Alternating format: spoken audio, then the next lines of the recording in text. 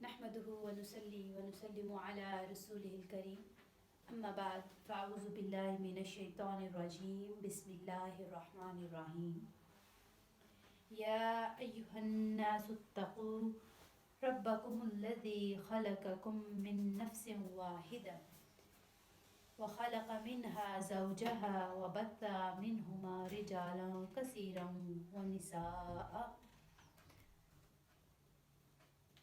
فانكحوا ما طاب لكم من النساء صدق اللہ مولانا العظیم۔ آج ہم عرفان الہدایہ UK کے پلیٹ فارم سے دورہ قرآن 2022 کی 10ویں نشست میں حاضر ہیں۔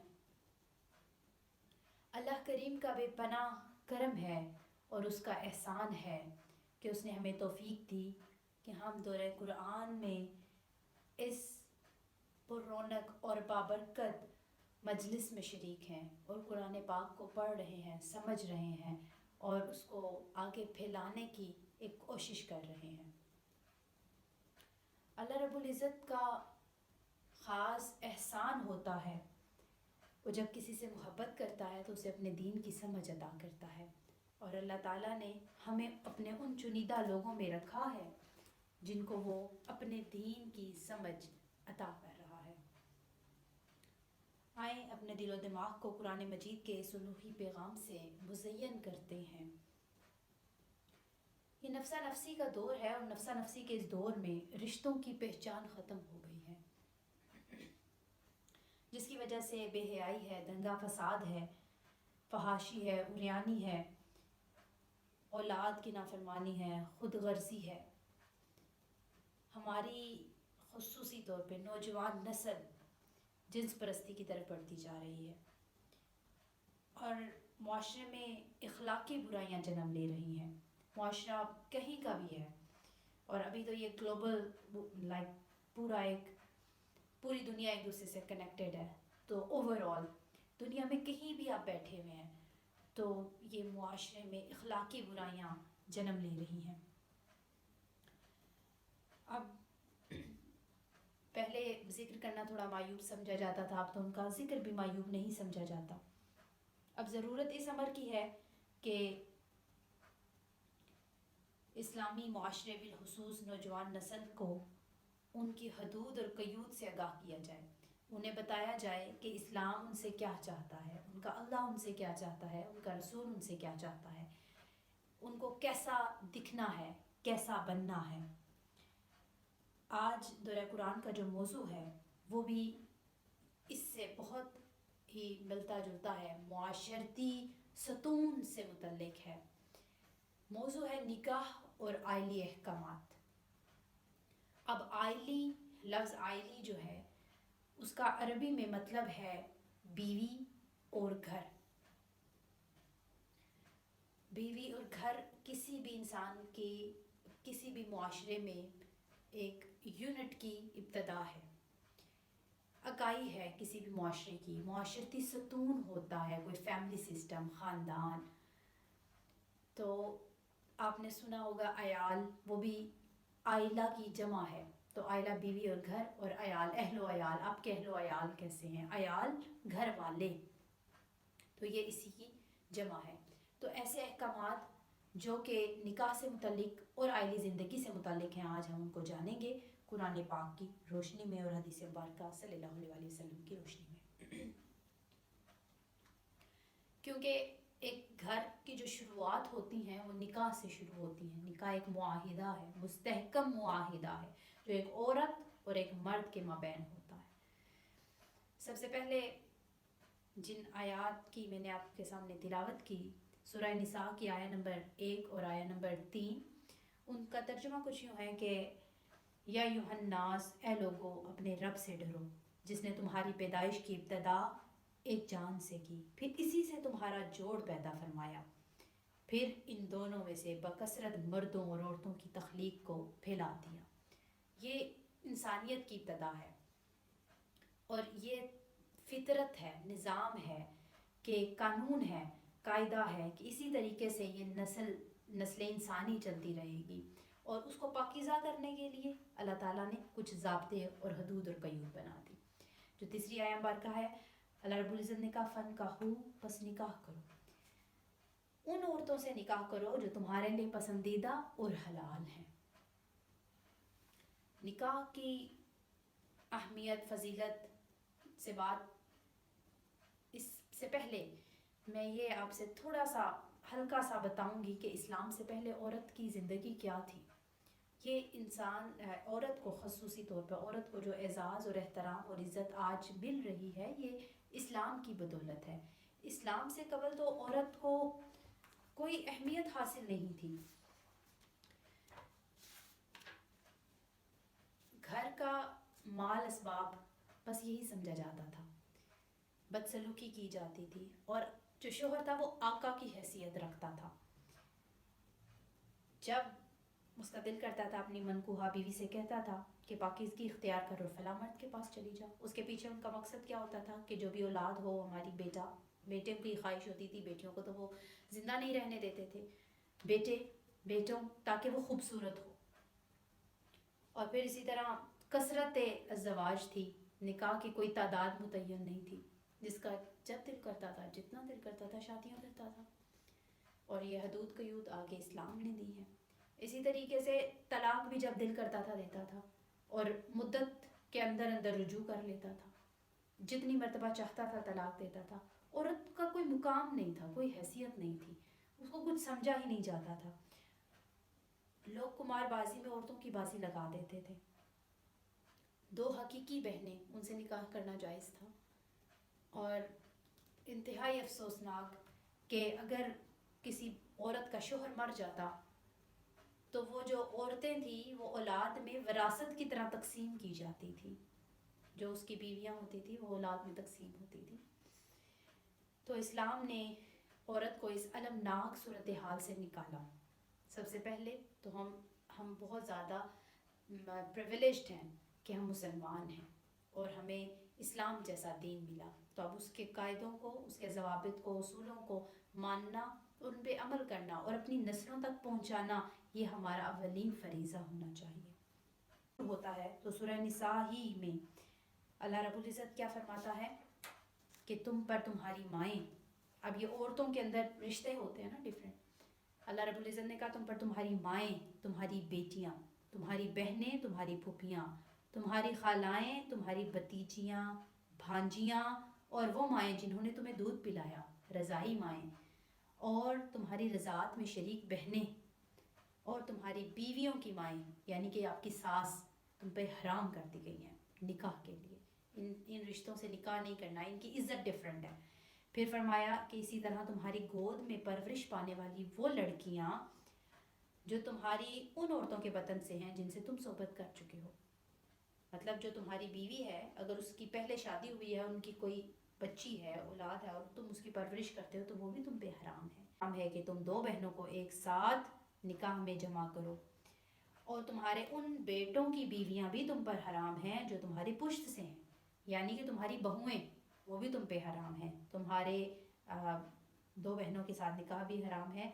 اللہ رب العزت نے آخر میں کہا کہ سوائے اس کے جو دور جہالت میں گزر چکا، کیونکہ اسلام کا ظہور تھا تو اللہ رب العزت نے کہا جو پہلے ہو چکا وہ ختم، اب یہ رشتے ہیں جو تم پہ حرام ہیں. اس کے علاوہ عورتیں ہیں، ان سے اگر تم شادی کرنا چاہو، نکاح کرنا چاہو تو تم کرو. حضرت ابو ہریرہ رضی اللہ عنہ سے مروی ہے، رسول اللہ صلی اللہ علیہ وآلہ وسلم نے فرمایا اکمل المؤمنین ایمانا، کہ مومنین میں کامل ایمان والا وہ ہے جو ان میں سے بہترین اخلاق کا مالک ہے. احسنہم خلق، تو جو خلق میں سب سے زیادہ اچھا ہے. اور ساتھ ہی کہا خیارکم، کس کے ساتھ اچھا ہے؟ تم میں سے لنسائکم، اپنی بیویوں کے ساتھ. تو آقا علیہ الصلوۃ والسلام کا حسنہ ہمارے سامنے ہے. آپ بہترین انسان ہیں، بہترین خلق کے مالک ہیں، اور آپ اپنی بیویوں کے ساتھ حسن سلوک میں سب سے بہترین ہیں. اور آپ ہمارے لیے آپ کا اسوہ نمونہ کامل ہے. ہم آپ کی زندگی سے سیکھتے ہیں. پھر آقا علیہ الصلوۃ والسلام نے فرمایا کہ الدنیا متاع، دنیا متاع ہے، دنیا کی ہر چیز جو بھی ہے اس میں متاع ہے. وخیر متاع دنیا، دنیا میں کی جو بہترین متاع ہے، بہترین متاع وہ کیا ہے؟ امرات الصالحہ، نیک عورت۔ اب یہ نیک عورت آپ کی بہترین متاع ہے۔ اگر اس دنیا میں اگر کوئی چیز اکٹھی کرنی ہے یا جس پہ آپ کو فخر کرنا ہے، جس متاع پہ، تو وہ نیک عورت ہے۔ اب نیک عورت مل جائے گی تو پھر آپ نے اسے نکاح کرنا ہے، نکاح کا پیغام بھیجنا ہے۔ نکاح کیا ہے؟ نکاح ایک عقد ہے، شرعی اصطلاح، یعنی اسلام میں نکاح عورت اور مرد میں ایک پختہ شریفانہ عمرانی معاہدہ ہے، جس کے ذریعے مرد اور عورت کے درمیان جنسی تعلق جائز اور اولاد کا نسب صحیح ہو جاتا ہے۔ فقہ اسلامی کے مطابق عورت سے تمتع حاصل کرنے کا حق حاصل کر لینا نکاح کہلاتا ہے۔ جیسے مرد اور عورت جو ہے وہ مستقل رفاقت میں آتے ہیں، تو ان کے مستقل رفاقت میں آنے کے لیے ایک مستحکم معاہدہ نکاح جو ہے اس کا ایک ذریعہ ہے، اور اس سے ایک نیا رشتہ بنتا ہے۔ وہ عورت اور مرد اب بیوی اور شوہر بن جاتے ہیں۔ جب وہ بیوی اور شوہر بن جاتے ہیں تو ان کی ذمہ داریاں کچھ ان پہ عائد ہو جاتی ہیں، کچھ ان کے حقوق ہوتے ہیں اور کچھ ان کے فرائض ہوتے ہیں۔ جب ہم آئلی احکامات کو پڑھیں گے تو سب سے پہلے ہم نکاح پڑھیں گے، نکاح کی فضیلت پڑھیں گے، اہمیت پڑھیں گے قرآن و سنت کی روشنی میں، اور اس کے بعد بہت ہی اہم جو چیز ہے شرائط نکاح، ارکان نکاح۔ نکاح ہونے کے بعد اب آپ جب ازدواجی رشتے میں ہیں تو شوہر کے حقوق اور بیوی کے حقوق ہم انشاءاللہ آج کی نشست میں پڑھیں گے۔ آقا علیہ الصلوۃ والسلام نے نکاح کی اہمیت اور اس کی فضیلت کا جو اظہار ہے وہ کس طرح کیا کہ النکاح من السنتی، من سنتی، کہ اللہ تعالیٰ نے تو حکم دیے، بہت سارے احکامات دیے ہیں، فن کی ہو اس میں سے ایک ہے بس نکاح کرو، کچھ احکامات ہیں کرنے کا حکم ہے، فن کی ہو نکاح کرو، اور یہ وہ عمل ہے، یہ وہ ایک رشتہ ہے جو آپ نے خود بنانا ہے۔ باقی سب رشتے اللہ تعالیٰ کی طرف سے آپ کے لیے چوزڈ ہیں، بنائے گئے ہیں۔ آپ کہاں پیدا ہوگے، آپ کے پیرنٹس کون ہوں گے، آپ کی والدہ، آپ کے والد، آپ کے دادا، آپ کی دادی، نانا نانی کون ہوں گے، یہ اللہ تعالیٰ کی طرف سے۔ آپ کی اولاد کیا ہوگی، اللہ تعالیٰ کی طرف سے۔ لیکن جو نکاح ہے اگرچہ یہ اللہ کی طرف سے ہے، لیکن آپ کو اس میں مرضی کا حق حاصل ہے، آپ کو خود کہا گیا تحقیق کرو۔ پھر اس کے اصول اور ضوابط بتائے گئے کہ کس طرح آقا علیہ الصلوۃ والسلام نے بتایا ہمیں کہ اس عورت سے نکاح کرو جس میں 4 خوبیاں ہوں۔ ایک سب سے پہلے انہوں نے کہا کہ اس کے مال کی بنیاد پہ، پھر کہا اس کے حسب کی بنیاد پہ، پھر کہا اس کی جمالہا، اس کی خوبصورتی کی بنیاد پہ، اور پھر کہا دینہا، اور پھر اس کے دین کی بنیاد پہ۔ آخر میں آقا علیہ الصلوۃ والسلام نے کہا چاروں چیزیں دیکھو، لیکن سب سے ضروری کیا ہے کہ تم دیندار عورت سے نکاح کرو۔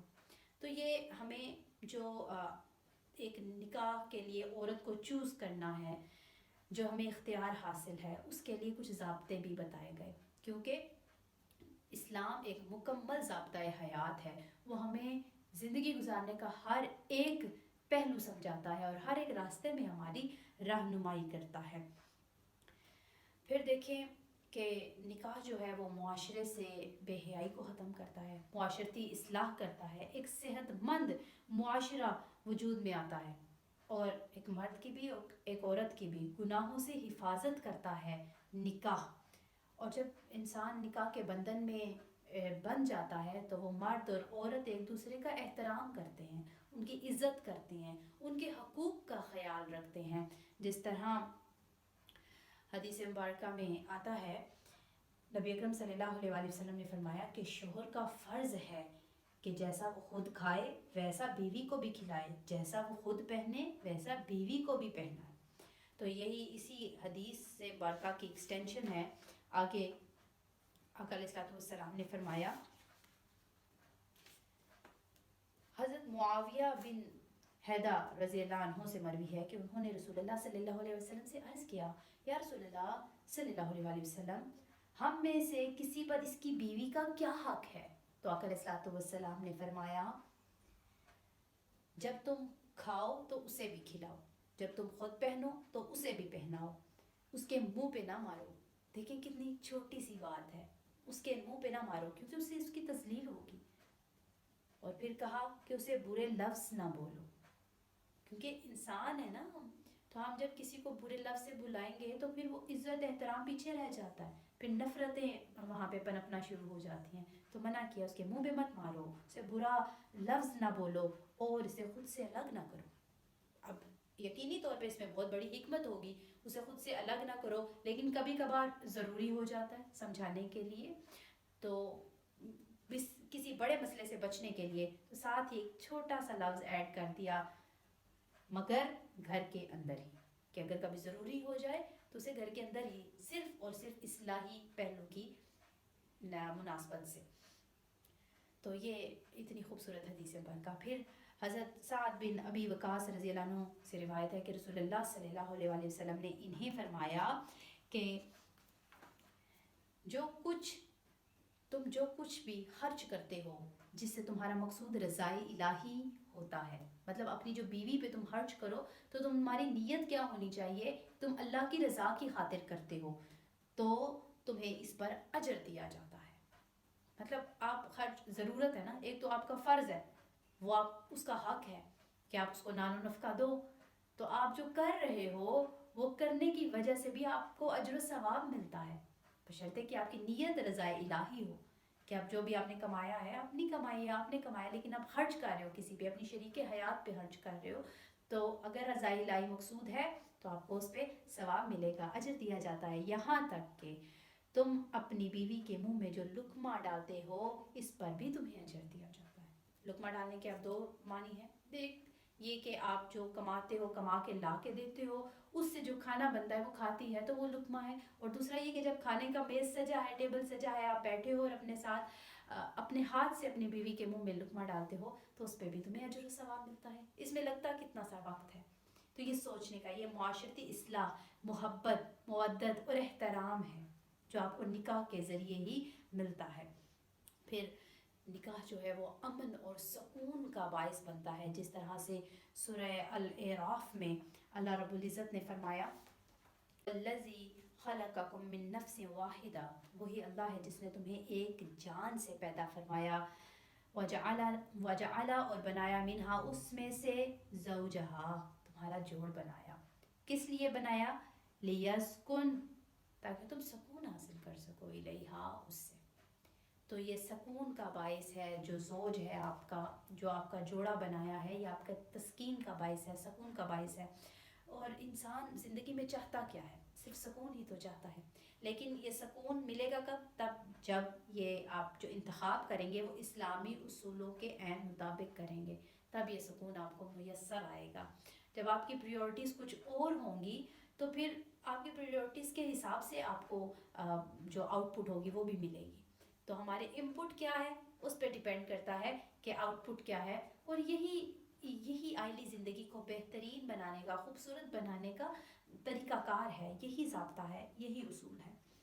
اور نسل انسانی کی بقا، جیسے کہ ہم نے پہلے بھی بات کی کہ یہ قانون فطرت ہے کہ عورت اور مرد سے ہی نسل انسانی چلنی ہے اور یہ چلتی رہنی ہے.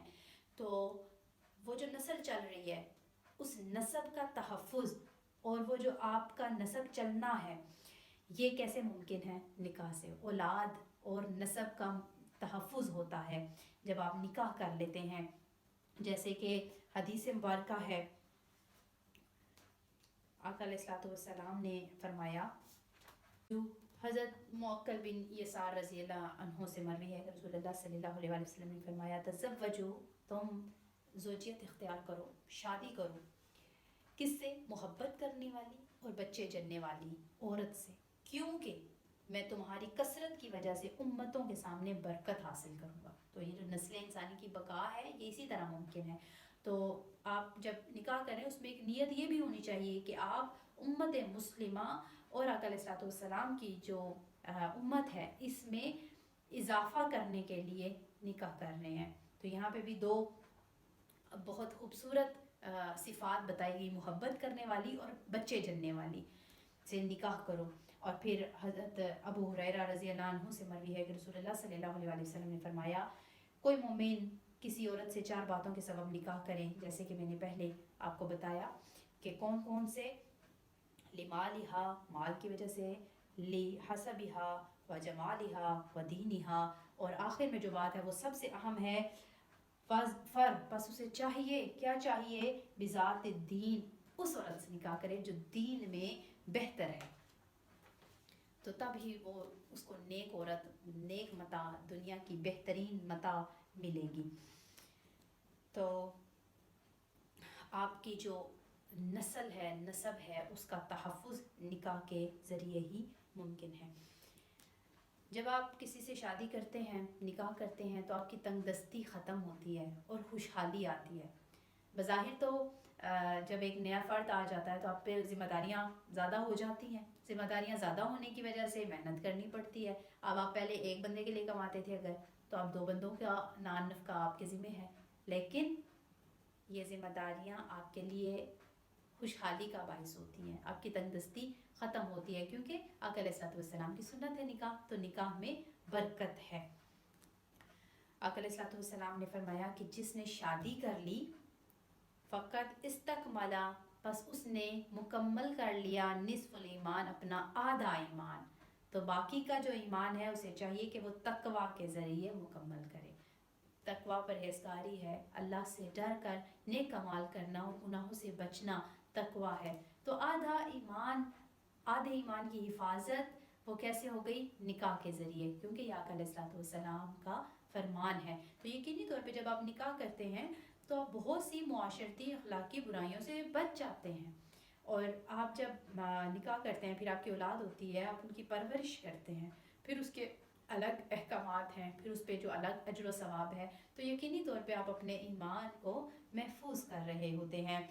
اس کے علاوہ بہت ہی خوبصورت آیہ مبارکہ ہے سورہ الروم کی، کہ اللہ تعالیٰ نے جو رشتہ نکاح ہے، ازدواج ہے، اس کو عورت کو اور مرد کو ایک دوسرے کے لیے عظیم نعمت قرار دیا ہے۔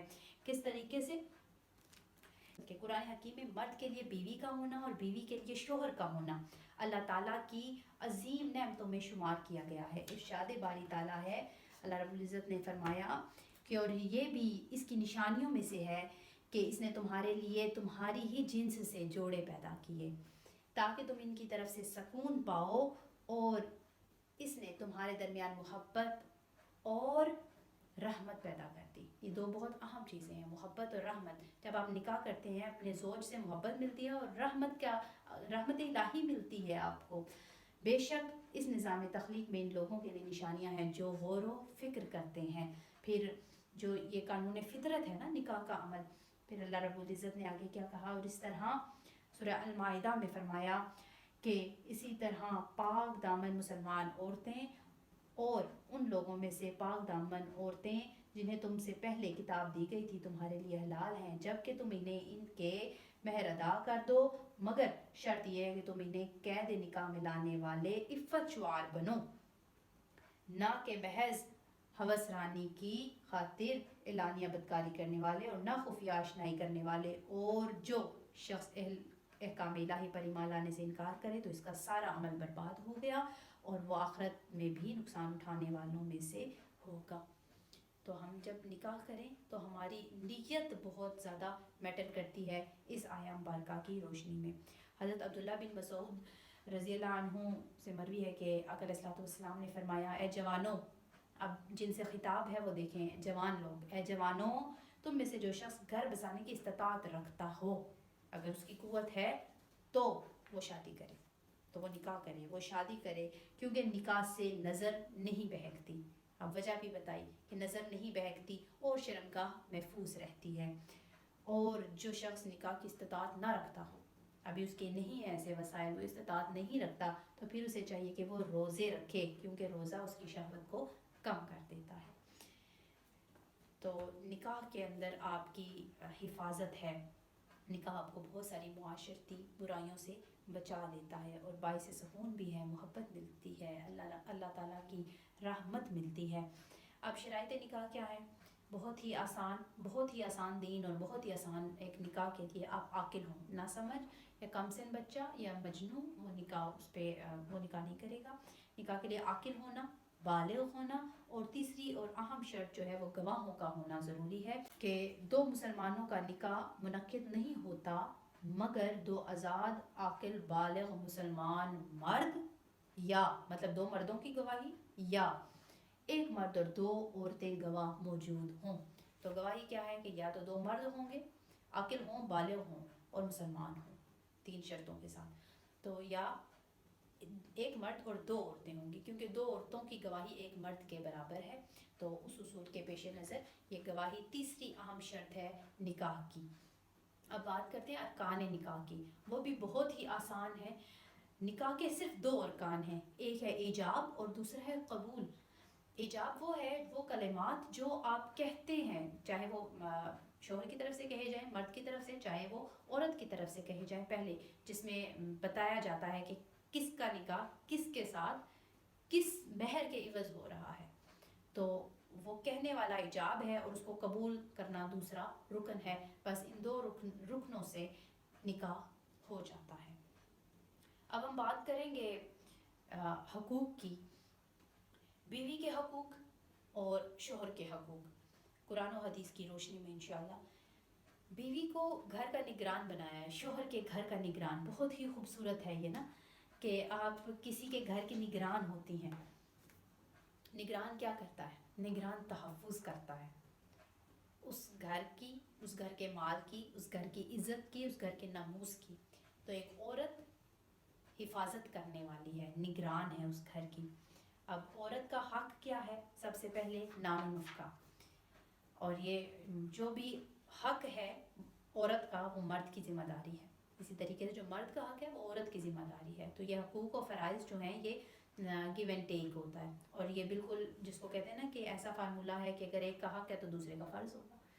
تو بیوی کا پہلا حق یہ ہے، سورہ النساء میں اللہ رب العزت نے فرمایا الرجال قوامون، جو مرد ہیں وہ عورتوں پر محافظ و منتظم ہیں. قوامون ہیں، مرد عورتوں پر محافظ و منتظم ہیں، اس لیے کہ اللہ نے ان میں سے بعض کو بعض پر فضیلت دی ہے، اور اس وجہ سے بھی کہ مرد ان پر اپنے مال خرچ کرتے ہیں، اس وجہ سے ان کو قوامون بنایا ہے. وہ اپنا مال خرچ کرتے ہیں، نان و نفقہ پرووائڈ کرتے ہیں ان کو، عورتوں کو. تو یہ پہلا حق ہے بیوی کا. دوسرا جیسے ہم نے پہلی حدیث مبارکہ کا ذکر کیا کہ آقا علیہ الصلوۃ والسلام نے بڑی خوبصورتی سے کہا کہ جو آپ کی بیوی ہے، کیونکہ وہ آپ کے زیر تحت ہے، آپ کے گھر میں رہ رہی ہے، تو آپ اس کا خیال رکھیں. کس طرح سے رکھیں؟ وہ ہم نے 4 باتیں اس سے پہلے اس کا ذکر کیا ہے. حق مشاورت، یہ بیوی کا حق ہے کہ آپ اسے مشورہ کریں اپنے معاملات میں، اس کو احساس دلائیں کہ وہ آپ کی شریک حیات ہے. جو بھی آپ کے معاملات ہیں اس سے شیئر کریں، یہ اس کا حق ہے. اور اس کی بہترین مثال آقا علیہ الصلوۃ والسلام اسوہ کامل کی زندگی ہے، کہ جب آپ پہ پہلی وحی نازل ہوتی ہے، غار حرا سے جب آپ اپنے گھر تشریف لاتے ہیں تو آپ کس سے شیئر کرتے ہیں؟ حضرت خدیجہ رضی اللہ عنہا سے، اور وہ آپ کی ڈھارس بندھاتی ہیں. تو یہاں سے ہمیں یہ بے نظیر مثال ہے کہ آقا علیہ الصلوۃ والسلام نے ہمیں کر کے دکھایا کہ اپنے معاملات شیئر کیے تو حق مشاورت دیں اپنی بیویوں کو، اور یہ بیویوں کا حق ہے. بہت ہی خوبصورت آیا ہے سورہ البقرہ کی، اور اس کو پڑھ کے بہت خوبصورت سا احساس بھی ہوتا ہے.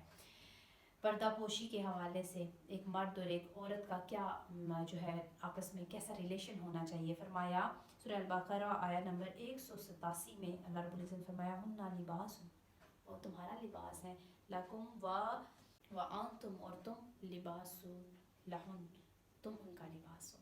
تو وہ تمہارا لباس ہے، تم ان کا لباس ہو. جو مثال دی لفظ لباس بہت ہی خوبصورت چناؤ اللہ رب العزت کا کلام ہے، اس میں یقینی طور پہ حکمت سے بھرپور ہے. لباس آپ کو سب سے پہلے زیب و زینت پرووائڈ کرتا ہے نا، آپ کی آرائش کرتا ہے، نمائش کرتا ہے، زیبائش کرتا ہے، آپ کو خوبصورت بناتا ہے. تو جو مرد اور عورت کا جب وہ نکاح کے بندھن میں بن جاتے ہیں تو وہ ایک دوسرے کو لباس کی طرح خوبصورت بناتے ہیں، ایک دوسرے کا لباس ہو جاتے ہیں. تو لباس آپ کو، آپ جس کو کہتے ہیں نا کہ آپ کے تمام جو جسمانی عیب ہوتے ہیں ان کو چھپا لیتا ہے، تو وہ آپ کی پردہ پوشی کرتا ہے. یہی کردار ہونا چاہیے ایک بیوی کا اور ایک شوہر کا آئلی زندگی کو بہترین بنانے کے لیے، کہ وہ لباس کی حیثیت والا. اور لباس آپ کو سردی سے، گرمی سے، موسم کی سختیوں سے بچاتا ہے. تو جس طرح لباس آپ کو بچاتا ہے اسی طرح مرد عورت کو اور عورت مرد کو اس زندگی میں، کیونکہ جس کو کہتے ہیں نا کہ ہر طرح کے اپس اینڈ ڈاؤنس تو چلتے رہتے ہیں زندگی میں، وہ ایک دوسرے کو بچانے والے ہوتے ہیں. اور ایک بہت ہی خوبصورت نقطہ ہے کہ لباس کے اور جسم کے درمیان میں کوئی پردہ نہیں ہوتا، تو لیکن وہ پردہ پوشی کرنے والا ہوتا ہے، لباس پردہ پوشی کرنے والا ہوتا ہے، لیکن ان دونوں کے درمیان میں کچھ حائل نہیں ہوتا. تو جس طرح سے ان دونوں کے درمیان میں کچھ حائل نہیں ہوتا، شوہر اور بیوی کے درمیان میں جب تک کچھ حائل نہ ہو تو وہ ایک دوسرے کے لیے کھلی کتاب ہوتے ہیں. جس طرح اللہ رب العزت نے بھی کہا کہ بیویاں تمہاری کھیتیاں ہیں، تو جو اپنی چیز ہوتی ہے، کھیتی اپنی ہوتی ہے، تو وہاں پہ آپ کا حق ہوتا ہے، وہاں پہ پھر آپ کی کھلی ہوئی ہوتی ہیں چیزیں ایک دوسرے سے. لیکن آپ ایک دوسرے کی پردہ پوشی کرنے والے ہوتے ہیں. جب آپ کے سامنے کھلی ہوئی ہوتی ہیں چیزیں تو آپ کو دوسروں کے عیب بھی پتہ ہے، وہ آپ کے سامنے ظاہر ہے، سب کچھ ظاہر ہے، تو آپ ان عیبوں کی پردہ پوشی کرتے ہیں، آپ لوگوں سے بچاتے ہیں اپنے جسم کو. تو لباس کا بہت ہی خوبصورت لفظ استعمال کیا گیا، اس کو سمجھیں اور یہ آپ کو بہت زیادہ ہیلپ کرے گا. بیویوں کو عزت دینے کی بات ہے، اسلام نے بہترین مقام عطا فرمایا، بیوی کو شریک حیات کا درجہ دیا، اور خاوند کے بھی کچھ حقوق ہیں.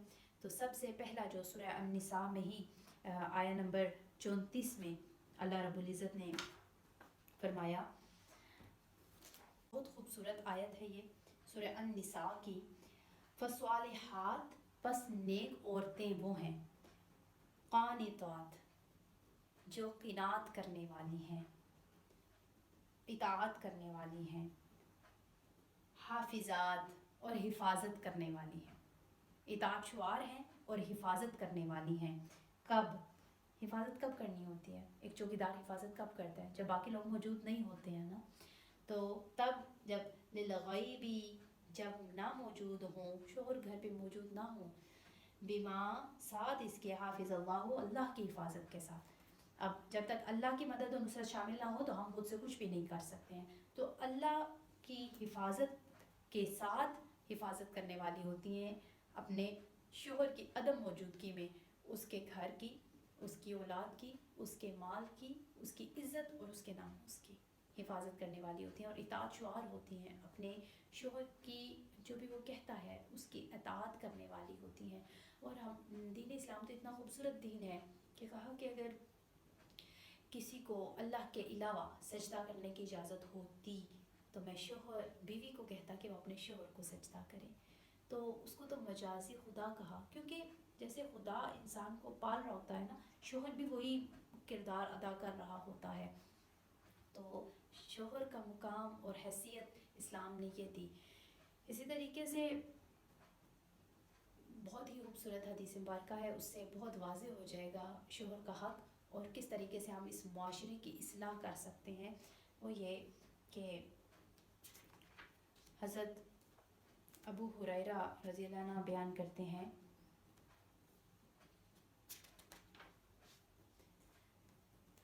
حضور نبی اکرم صلی اللہ علیہ وسلم نے فرمایا، لا تصوموا، روزے نہ رکھے، الامرأ، وہ عورت، کون سی عورت؟ عورت کا خاوند اگر گھر میں موجود ہو تو رمضان کے روزوں کے علاوہ، رمضان کے روزوں کے علاوہ کیوں؟ کیونکہ رمضان کے روزے فرض ہیں، اور فرض عبادت وہ ہے جس کو آپ چھوڑ نہیں سکتے نا، بلا عذر آپ نہیں چھوڑ سکتے ہیں. تو عورت کا خاوند اگر گھر موجود ہو تو رمضان کے روزوں کے علاوہ اس کی اجازت کے بغیر کوئی روزہ نہ رکھے، تاکہ کوئی پہلو باقی نہ رہے، کوئی گنجائش باقی نہ رہے کہ وہ شخص بیرا روی کا شکار ہو، یا اس کے ذہن میں بھی اور دل میں بھی کوئی خیال ایسا آئے جو کہ اخلاقیات سے ہٹ کے ہو. تو یہ معاشرتی اصلاح کے لیے نکاح انتہائی اہم ہے. ایک اہم مسئلہ ہے، کوشچن بھی تھا بیکاز کہ جب آئلی زندگی میں آپ ہوتے ہیں تو مرد اور عورت کے کچھ حقوق ہوتے ہیں. خصوصی طور پر سورہ البقرہ کی آیہ نمبر 212 ہے، اس میں اللہ رب العزت نے منع کیا ہے کہ ایام حیض میں عورتوں سے مباشرت مت کرو. جب اللہ رب العزت نے کس چیز سے منع کیا تو وہ نجاست ہے، اسے کنارہ کشی کرنی چاہیے. یقینی طور پر ہمیں کرنی چاہیے. بینگ اے وومن ہمیں یہ پتہ ہونا چاہیے, بینگ اے مسلم وومن ہمیں یہ پتہ ہونا چاہیے کہ ہماری یہ حدود ہیں, یہ قیود ہیں. اور نکاح سے قبل, یہ آخری بات ہے آج کی, نکاح سے قبل آپ پری میریٹل کاؤنسلنگ ضرور کریں. اس کو شرع جو ہے نا اس میں شرم نہیں ہے, تو اس کو شرم مت محسوس کریں اپنی بیٹیوں کو, اپنی بہنوں کو. اور اگر شوہر جو ہے علم والا ہے تو نکاح کے بعد اپنی بیوی کو ضرور اس چیز کی تعلیم دیں کہ آئلی زندگی گزارنی ہے تو شریعت کے مطابق کس طرح سے وہ گزاریں گے. تو بنیادی جو احکامات ہیں ان کی ضرور ان کو تعلیمات دیں. وَمَا عَلَيْنَا إِلَّا الْبَلَاغُ.